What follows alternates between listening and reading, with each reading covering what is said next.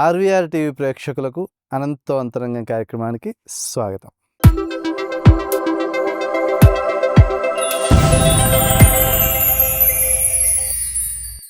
భగవద్గీత శ్లోకమైన, పురాణ కాలక్షేపమైన, తన ప్రవచనాలతో భక్తుల హృదయాలను భక్తిభావంతో ఓలలాడించే ప్రముఖ పౌరాణిక ప్రవచనకర్త.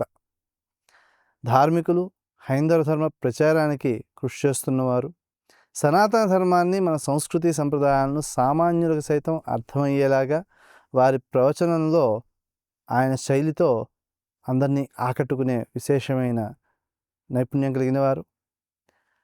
ఆయన గళం కంచుకంఠం. భావ వ్యక్తీకరణ అత్యంత సరళమైనది, సుందరమైనది. సుందరాకాండ చెప్పడంలో అత్యంత విశేషమైన నైపుణ్యం కలిగిన వారని చెప్పవచ్చు. వారే శ్రీ నోరి నారాయణమూర్తి గారు. వీరు అందరికీ సుపరిచితులు.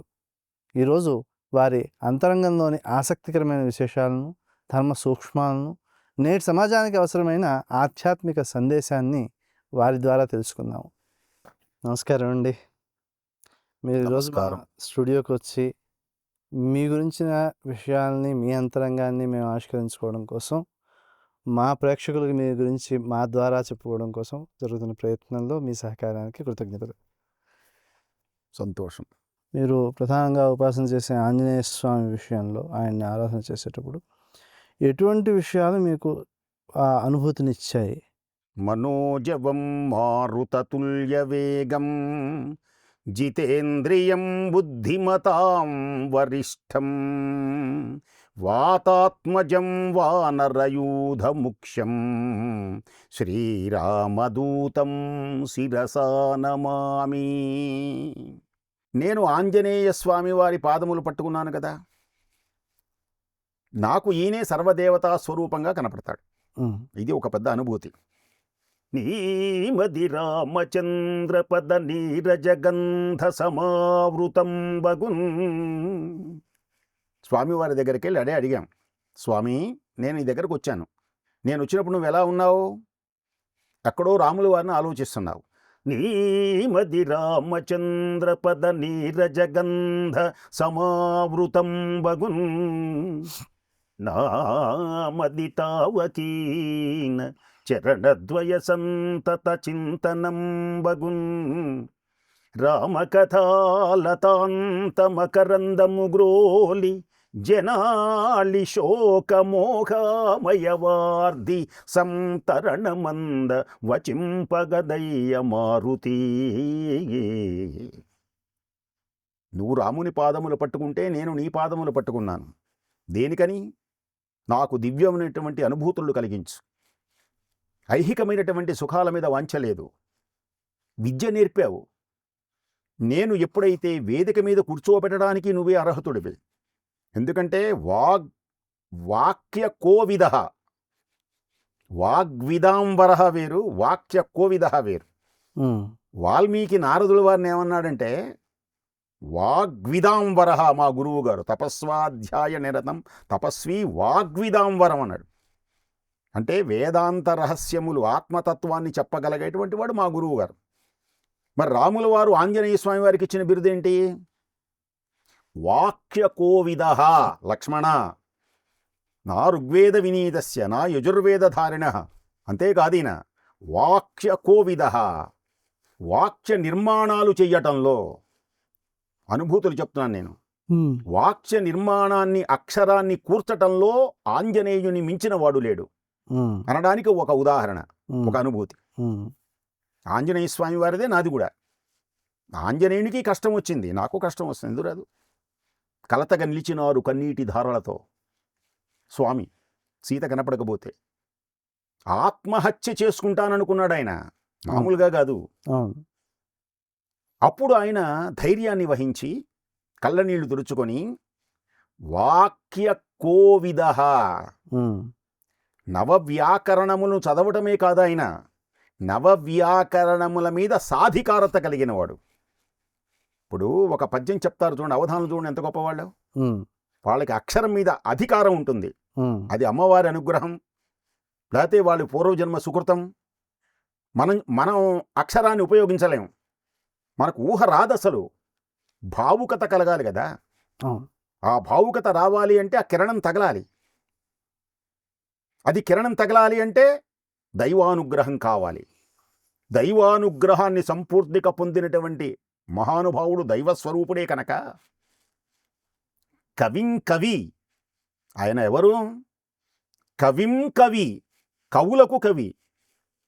కవి మరుచ్చిరంజీవి దైత్య పర్వత పవి అభ్యుదయ రవి కనుక వీర హనుమంతుడు కనుక ఆయన ఒక శ్లోకం చదువుతాడు. ఆయన ఇవ్వేళ్టితో ఈ శ్లోకం ఎవరైతే విన్నారో భక్తితో ఈనాటితోనే కష్టములని తొలగిపోతాయి. కన్నీళ్లు ఇక రావు. సుఖ సంతోషములతో తేలియాడతారు. అద్భుతమైనటువంటి సుందరకాండలో ఉన్న దివ్యానుభూతులతో కూడినటువంటి ఒక అద్భుతమైనటువంటి పద్యం శ్లోకం అంటారు దీన్ని. నమోస్తు రామాయ సలక్ష్మణాయ దేవ్యై చ తస్యై జనకాత్మజాయై నమోస్తు రుద్రేంద్రయమానిలేభ్యో నమోస్తు చంద్రార్క మరుద్గణేభ్యః. ఆయన సొంతగా అక్షరాలు కూల్చుకొని దైవంతో అనుగ్రహంతో చెప్పారు. అలాంటి దైవానుగ్రహాన్ని మనం పొందాలి. దైవానుగ్రహాన్ని పొందాలి అంటే దైవమునకు ఇష్టమైనటువంటి పనులు చేయాలి. అందుకనే రామజపం చేయాలి, ఆంజనేయ జపం చెయ్యాలి. దాని ముందు మా నాన్నగారు ఏం చెప్పారు? రామ ఉపాసన చేయాలి. రాముని యొక్క దివ్యమైనటువంటి మూల మంత్ర అనుష్ఠానం దేనికని? ఆయన శ్రీమంతుడు, సత్యవంతుడు, జ్ఞానవంతుడు, అసూయారహితుడు, సురళనేని జయించగలిగిన వీరాధివీరుడు, పరంపరానుగత సదాచారవంతుడు, కాంతిమంతుడు, మనోహర రూపుడు, ధర్మజ్ఞుడు, విజ్ఞుడు, సర్వసులక్షణ లక్షిత జాతుడు, భండన భీముడు, ఆర్తజన బాంధవుడు. ఎంతమంది కవులు వర్ణించారు. మీ వయసు ఎంత ఇప్పుడు? 76. 76 ఏళ్ళు. ఇప్పుడు మీ చిన్ననాటి జ్ఞాపకాలను గుర్తు తెచ్చుకుంటే మీ మనసు ఏ రకంగా స్పందిస్తుంది? మీ చిన్నప్పుడు విశేషాలు ఏమైనా కొన్ని మాకు చెప్పండి. మా ఇంటి పేరు నోరివారు. వెలనాటి వైదిక బ్రాహ్మణ కుటుంబంలో జన్మించినటువంటి వారు. మా తండ్రి గారు ఆచారపరులు. అంతేకాక మా తాతగారు దగ్గర నుంచి వచ్చేటువంటి మంత్రశాస్త్రవేత్త. ఆయన జ్యోతిషంలో కూడా ప్రవేశం ఉన్నది. ముఖ్యంగా ఆయన పౌరాణికుడు. ఏదైనా పండగలకు భగవద్గీతాది అనేకమైనటువంటి శ్లోకాలు, పద్యాలు చదవటం ఉండటం వల్ల నేను ఆ బాల్యంలోనే పూర్వజన్మ సుకృత ఫల విశేషం కూడా ఉండాలి. ఒక తండ్రి గొప్పవాడైనంత మాత్రాన కొడుకు గొప్పవారన అవ్వాలనేటువంటిది ఏముండదు. ఏ పూర్వజన్మలోనూ చేసుకున్నటువంటి పుణ్యఫలం, అలాగే ఆ తల్లిదండ్రుల యొక్క భావన పరంపరలు. చిన్నప్పుడే కొంత సంగీతంలా పాడాలి. సంగీతజ్ఞుని కాకపోయినా సంగీతంలా పాడాలి. అలాగే భాగవత పద్యాలన్నిటినీ మా అమ్మగారు మజ్జిగ చేస్తూ ఇవన్నీ చేస్తూ చదువుతూ ఉండటం వల్ల అది మనకు తెలియకుండానే మనలో అలా ప్రవేశించడం వల్ల కానీ ఇలా జరిగినాయి. మా గ్రామం గుంటూరు జిల్లా, గుంటూరు దగ్గరగా ఒక 3-4 కిలోమీటర్లో అనంతవరప్పాడు.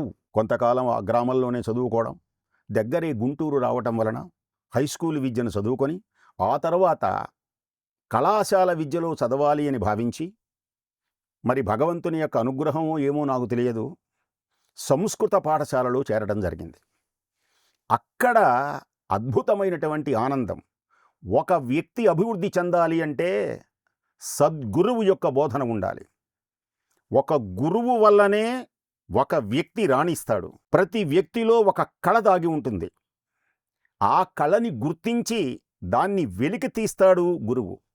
అందుకనే ఆయన బ్రహ్మ, విష్ణు, మహేశ్వరులతో సమానమని మనకు పెద్దలు చెబుతూ ఉంటారు. ఒక శిష్యుణ్ణి రాణింపచేయాలి అంటే గురువు యొక్క పాత్ర అమోఘం. ఒక గురువు ఆ శిష్యుణ్ణి ఆకర్షించడం, ఈ శిష్యుడు గురువును ఆకర్షించడం, అది జరిగింది నాకు. అక్కడ అపర వ్యాసునిగా అనేకమైనటువంటి పురాణాలను అనువదించినటువంటి మహనీయులు ఏలూరుపాటి అనంతరామయ్య గారు. వారి దగ్గర నేను శుశ్రూష చేసి వారింట్లోనే ఉండి చదువుకున్నాను. ఇంకొక వ్యక్తి మహానుభావుడు, అవధాని, కులపతిగా చేసినటువంటి బేతవోలు రామబ్రహ్మం గారు గుంటూరులో సంస్కృత కళాశాలలో పనిచేయటం, నేను వారి గదిలోనే ఉండి వారితో పాటే నడుస్తూ వారు చెప్పేటువంటి బోధనని వారితో పాటే అవధానాలకు నేను వెళుతూ ఆ చదువుకునే రోజుల్లోనే ఎలా అడగాలో తెలియక అవధానంలో పుర్చకునిగా ఉంటూ కాలేజీలో చెప్పినటువంటి సంస్కృతంలో తెలుగు నేర్చుకున్నటువంటి ఆ పద్యాలనే వేదిక మీద చదువుతూ వారి ఎదుట నేను ఇలా ప్రదర్శించడం వలన చిన్ని లోపాలు ఉంటే వారందరూ సవరించడం వల్ల ఇంకొక విశేషం, అసలు ప్రవచనాలకు దిగాలి, అసలు ఇలా మాట్లాడాలి, వేదిక మీద గంభీరంగా పలకాలి అనేటువంటి ఒక గంభీరమైనటువంటి గొంతు కలిగినటువంటి ఒక మహనీయుడు ఉన్నాడు గుంటూరులో. మహామహోపాధ్యాయ జమ్మల మడక మాధవరావు శర్మ గారు.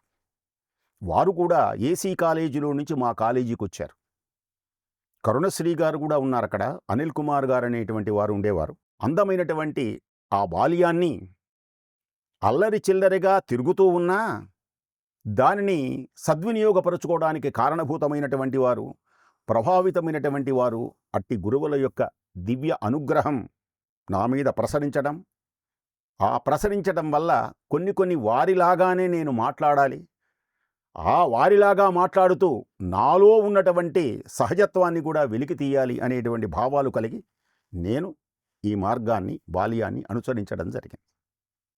అడు తరువాత మల్లాది చంద్రశేఖర శాస్త్రి గారు మహానుభావుడు, ఈ పురాణాలు చెప్పే వాళ్ళందరికీ మార్గదర్శకుడు, ఒక సింహం అనాలి. ఆయనలాగా అసలు పురాణం అంటే ఆయనే అందరూ అంగీకరించేది.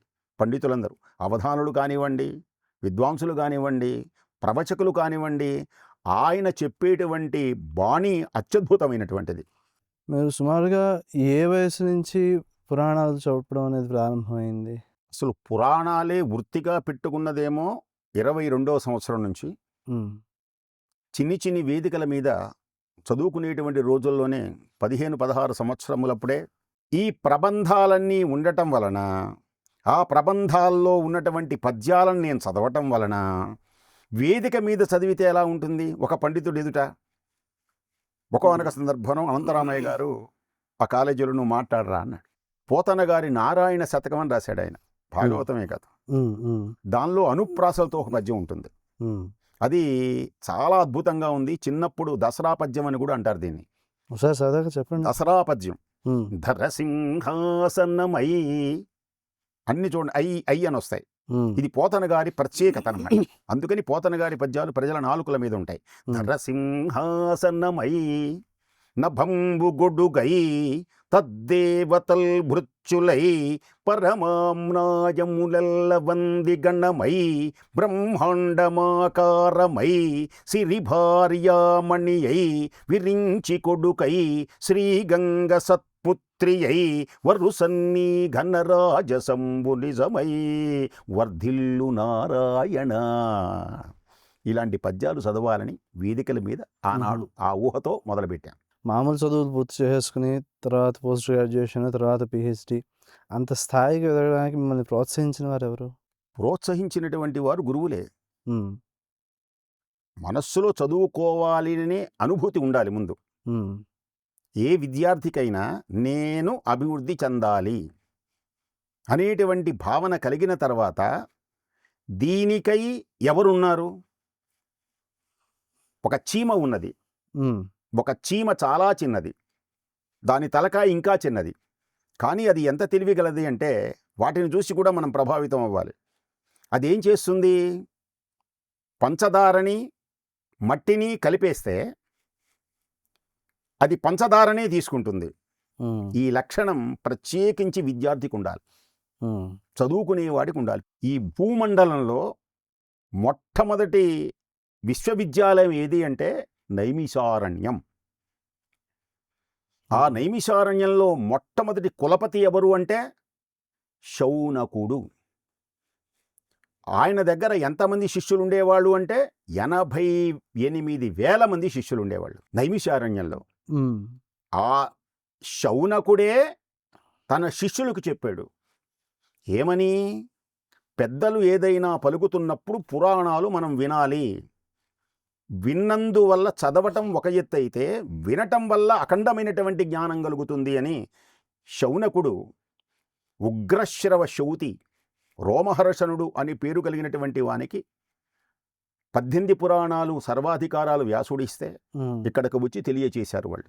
ఉమ్, అలాంటి ఆ భావననే నేను చదువుకున్నాను కనుక ఎవరి దగ్గర ఎవరు నేను నేర్చుకుంటే నా భావనకు తగినటువంటి విధంగా ఉంటుందని ఉత్తమమైనటువంటి మహనీయుల యొక్క గురువుల యొక్క శుశ్రూష చేయటం వల్ల ఉమ్. ఇంతటి జ్ఞానం నాకు కలిగింది. మీరు ఏదైతే విద్య అనుసరించి ఉన్నారో ఆ విద్యకు సంబంధించిన విషయంలో ఎంతమంది విద్యార్థులను మీరు మీ అడుగుజాడలో నడిచిన వాళ్ళు ఉన్నారు? దరిదాపుగా ఒక సంవత్సరంలో అంటే 350 మందిని మనం తయారు చేయలేం. ఉమ్, వాళ్ళ వాళ్ళ యొక్క ఆలోచన గతులు ఉంటాయి. అవును. అయితే ప్రభావితులు అవుతారు. అలా కూర్చొని చెబుతున్నప్పుడు ఏకలవ్య శిష్యులు అయితే నిస్సందేహంగా ఉంటారు. ఉంటారు. అది సామాన్యమైన విషయమే కాదు అది. నేను ఒక సంవత్సరానికి ఉమ్, నాకులాగా శ్లోకాలు చదివి ఉమ్, చెప్పేటువంటి వాళ్ళని దరిదాపుగా ఒక 25 మంది దాకా తయారు చేశాను ఉమ్, ఒక సంవత్సరంలో. ఉమ్, ఎందుకనంటే నేను సంస్కృత పరీక్షలను కూడా రాయించేవాడిని. ఉమ్, శ్లోకాలని, చిన్ని చిన్ని శ్లోకాలు, భగవద్గీతలో ఉన్నటువంటి శ్లోకాలు, ఉమ్, రామాయణంలో ముఖ్యమైనటువంటి శ్లోకాలు, ఉమ్, ఇలాగే కొన్ని మనం వాళ్ళే సిలబస్ ఇస్తారు. అవును. టీటీడీ వాళ్ళు కానీ వీళ్ళు కానీ. ఉమ్, దివాకర్ల వెంకటావధాని గారు మహానుభావుడు ఉన్నాడు. ఉమ్, చాలా గొప్పవారు. దరిదాపుగా పండితులందరికీ గురుస్థానంలో సుపరిచితులు ఆయన. వ్యాస స్థానంలో ఉన్నటువంటి మహానుభావుడు ఆయన. అవును. వారితోటి నాకు అనుబంధం ఉండేది. ఉమ్, సంస్కృత పరీక్షలు ఇవన్నీ రాయించటం వలన. ఉమ్, అందుకని వాటితోటి నేను నేర్పినటువంటి శిష్యులు ఈనాటికి కూడా ఆనాటి సంస్కృత శ్లోకాలు వాళ్ళ పిల్లలు కూడా నేర్పుతున్నారు. ఉమ్, మా గురువుగారు నాకు నేర్పారు, నేను కూడా మీకు నేర్పుతాను అని ఈ సంప్రదాయం అనూచానంగా వస్తూనే ఉన్నది. నేను అక్కడక్కడ ఈ ప్రవచనాలకు వెళ్ళినప్పుడు, మా శిష్యులు ఆహ్వానించినప్పుడు, వాళ్ళ గృహానికి వెళ్ళినప్పుడు మీరు నేర్పినటువంటి శ్లోకాలు మా పిల్లలకు కూడా నేర్పుతున్నానండి అని ఆ సంప్రదాయాన్ని పాటిస్తూ అలా చేస్తూ ఉన్నారు. గురువు దగ్గర నుంచే నేర్చుకోవడం అనేది ఎక్కువ శాతం కనిపిస్తుంది. మీరు కూడా అదే విధానంలో మీ గురువుగారి ఇంట్లో ఉండి చదువుకున్నాను అని చెప్పారు. అలాగా వారి దగ్గర నుంచి మీరు నేర్చుకున్నవి, అక్కడి నుంచి మళ్ళీ మీ విద్యార్థులు మీ దగ్గర నేర్చుకున్నవి. ఎందుకంటే తరం మారుతున్న కొద్దీ మీలాగా శ్రద్ధగా గురువు దగ్గరికి వెళ్ళి శుశ్రూష చేసి నేర్చుకునే వాళ్ళ యొక్క సంఖ్య తగ్గిపోతూ వచ్చింది. ఇలాంటి మాటలు వింటున్నప్పుడు నాకు త్యాగరాజస్వామి వారి కీర్తన జ్ఞాపకం వస్తుంది. ఉమ్, ఎందరో మహానుభావులు ఈ లోకమంతా చెడుగా భావిస్తుంటాం, కానీ ఇంకొక కోణంలో ఉమ్, నేను తిరిగినటువంటి ఈ లోకమంతా తిరుగుతున్నప్పుడు త్యాగరాజస్వామి వారి లాగానే నేను అనుకున్నాను. ఉమ్, ఒకానొక సమయంలో ఇలాగ మీ అభిప్రాయమే త్యాగరాజస్వామి వారు కూడా ఉమ్, అనుకున్నారు. ఉమ్, ఈ లోకమంతా ఇలా సాంప్రదాయ విద్యను నేర్చుకుంటున్నారా, మరి గురువులు నేర్పుతున్నారా, గురువుల యొక్క ప్రభావం వాళ్ళ మీద ఉన్నదా, మరి కొన్ని చూస్తుంటే లేనట్లుగా కనపడుతున్నది అని భావించి త్యాగరాజస్వామి వారు కూడా ఎంత నేర్చినా ఎంత చూచినా ఎంత వారలైనా కాంతదాసులే రామ, నిరంతరం నీ పాదసేవలో లగ్నం చేసేటువంటి మనుషులు కనపడటం లేదు.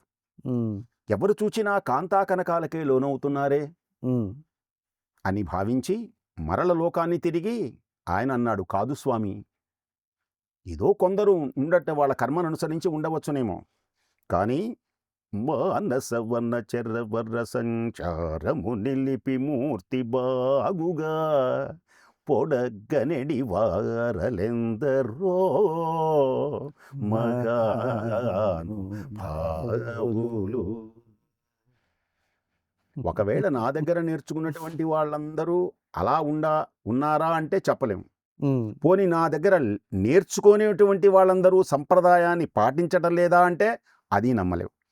మీరు సమాజంలో ఒక పౌరాణికుడిగాను, ఒక ఉపాధ్యాయుడిగాను అందరికీ పరిచయం ఉన్నారు. దాంతో పాటుగా మీ వ్యక్తిగత ఆధ్యాత్మిక జీవనాన్ని కనుక పరిశీలించినట్లయితే పంచముఖాంజనేయ స్వామి ఉపాసకులుగా కూడా మీరు చాలామందికి పరిచయమే. ఈ ఉపాసనా విధిలోకి ఏ సమయంలో, అంటే చిన్నతనం నుంచి ఉపాసనా విధానాన్ని అలవాటు చేసుకున్నారా, లేకపోతే పెద్ద అయ్యాక ఏదైనా ప్రత్యేకమైన సందర్భం కానీ, లేకపోతే ఏదైనా గురువుల యొక్క ఆదేశం కానీ ఏమైనా జరిగిందా?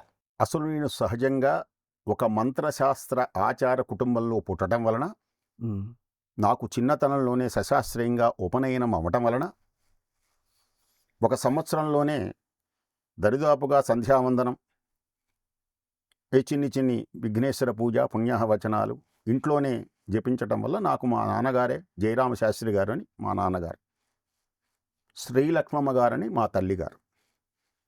అది సహజంగానే నాకు అబ్బింది. అడు తరువాత మా నాన్నగారు పూజ చేసేవారు. పంచాయతన పూజతో పాటు రామ నామ జపాన్ని, శ్రీరామనామ మంత్రానుష్ఠానాన్ని, ఆంజనేయ ఉపాసన చేసేవారు ఆయన. ఇంకా చాలా ఉండేవి. అయితే మా నాన్నగారు ఏం చెప్పారు అంటే, హనుమదుపాసన చేసేటువంటి ఏ వ్యక్తి అయినా రామచంద్రమూర్తి ఉపాసన మంత్రం జపించకుండా, ఆ జపం అనుష్ఠానం కానివ్వకుండా ఆంజనేయ స్వామి వారి జపం చెయ్యకూడదు. హనుమద ఉపాసన కూడా నాకు అలా అలవాటు చేశారు. అటా సహజంగా నాకు వచ్చేసింది. అలాగే నేను చదువుకునేటువంటి రోజుల్లో అనంతరామయ్య గారు, బేతవోలు రామబ్రహ్మం గారు, జమ్మలమడక మాధవరామ శర్మ గారే కాక ఒక మంచి సంస్కృత పండితుడు, నిరంతరమైనటువంటి రామపాద సేవా ధురంధరుడైన కోగంటి సీతారామాచార్య గారు ఉన్నారు. నాకు చిన్నప్పటి నుంచి గురువు గారి ఇళ్లలో ఉండటమే నేను. అలా చేస్తూ ఉంటే ఆయన నాకు సుందరకాండను జపించరా, నువ్వు అత్యద్భుతమైనటువంటి నీ రీతిలో ఉంటుంది, నువ్వు తరిస్తావని ఆ సుందరకాండ నాకు గ్రంథాన్ని ఇచ్చాడు ఆయనే. ఆ గ్రంథాన్ని ఎలా పారాయణ చేయాలి, విష్ణు సహస్రనామాన్ని నేను ఉపదేశం పొందాను. నేను మామూలుగా ఏదో పుస్తకం చూసి చదివేటువంటి కాదు. ఒక గురువు గారు ఎలా చేయాలి, సుందరకాండ పారాయణ ఎలా చేయాలి, ఎలా కూర్చోవాలి, దావళి కట్టుకొని విభూతి రేఖలు పెట్టుకున్నంత మాత్రాన కుదరదు. దాని ఒక ఆచారం ఉంటుంది. ఆచారహీనం నపునంతి వేదాహ. ఆచారముతో చేసినటువంటిదే ఉత్తమమైనటువంటి ఫలితాలను ఇస్తుంది. ఒక గురూపదేశం పొందటం వల్లనే ఉత్తమమైనటువంటి ఫలితాలు ఇస్తుంది. అనాచారంతో చేయకూడదు. దానిని దీక్ష అన్నారు. ఇందాక మాటల సందర్భంలో పుట్టపర్తి సాయిబాబా విషయం ప్రస్తావన చేశారు. వారితో మీకు అనుబంధం ఎలా ఏర్పడింది? గుంటూరులో ప్రతి ఆలయంలో నన్ను పిలిచేవారు. నేనంటే అభిమానం, నా ఉపన్యాసం. ఇప్పుడు మీరు కూడా నేను సుందరకాండ చెప్పాను అనుకోండి, మీరు కూడా ఆనందిస్తారు. అసలు ఆ సుందరకాండ సబ్జెక్టే అలాంటిది. ఇంకా అందంగా చెబితే గుంటూరే అనిల్ కుమార్ గారిది. అనిల్ కుమార్ గారు అంటే సత్యసాయిబాబా వారి ఉపన్యాసములను అనువదిస్తూ ఉంటాడు ఆయన. ఆయన ఒకానొక సందర్భంలో సంస్కృత కళాశాలకు విచేయడం జరిగింది. వారి ఉపన్యాసాన్ని విన్నాను. మాకు దగ్గరలోనే వారు ఉండేవారు. వారిని కలుసుకుంటూ ఉంటే వారు నా ఉపన్యాసాన్ని విని పుట్టపర్తిలో ఏర్పరచాలి అనేటువంటి భావనతో, వారి ప్రోత్సాహంతో పుట్టపర్తిలో అలా స్వామి దగ్గర ఏర్పరచాలి అనుకుంటే వైట్ ఫీల్డ్లో వేసవి తరగతులలో స్వామివారి సమక్షంలో అత్యద్భుతమైనటువంటి ఒక కార్యక్రమాన్ని ఇవ్వడం జరిగింది. అప్పుడు స్వామివారి ప్రారంభించబోయే ముందు ఏమి చదవాలి, అప్పటికి స్వామివారితో అక్కడక్కడ చెబుతున్నానే కానీ ఆయన గురించినటువంటి కథలు నాకు తెలియవు.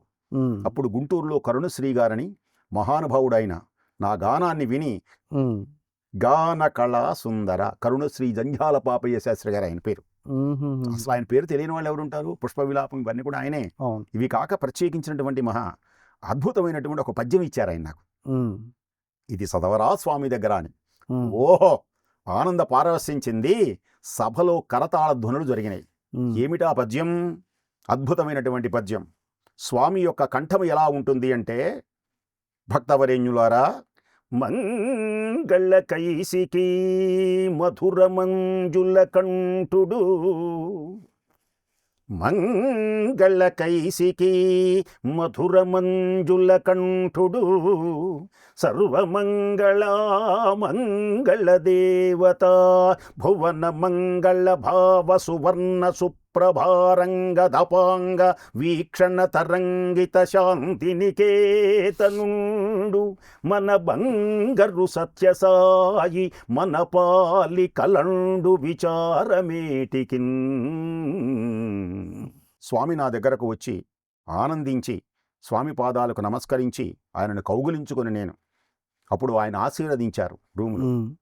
ఇదే పద్ధతిలో బంగారు, ఆయన బంగారు అంటారు, బంగారు అలాగే చెప్పు అభివృద్ధిలోకి వస్తావు అన్నారు. చాలా సంతోషం అండి.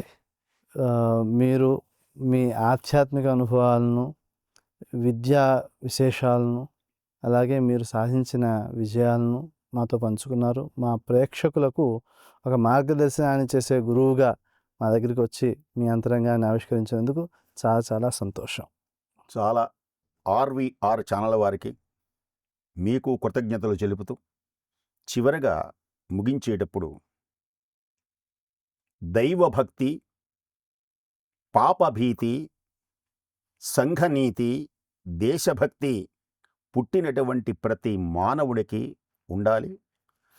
ఆధ్యాత్మిక నిలయమైనటువంటి ఈ దేశంలో గురువులను గౌరవించి, తల్లిదండ్రులను గౌరవించి, తాను చక్కగా కష్టపడుతూ ఉత్తముడై రాణించాలి, ఉన్నతమైనటువంటి దశకు మానవులందరూ పొందాలి అని ఇలాంటి పెద్దల ద్వారా నలుగురికి తెలియచేస్తున్న ఆర్వీఆర్ ఛానల్స్ వారికి ధన్యవాదాలు తెలుపుతూ స్వస్తి.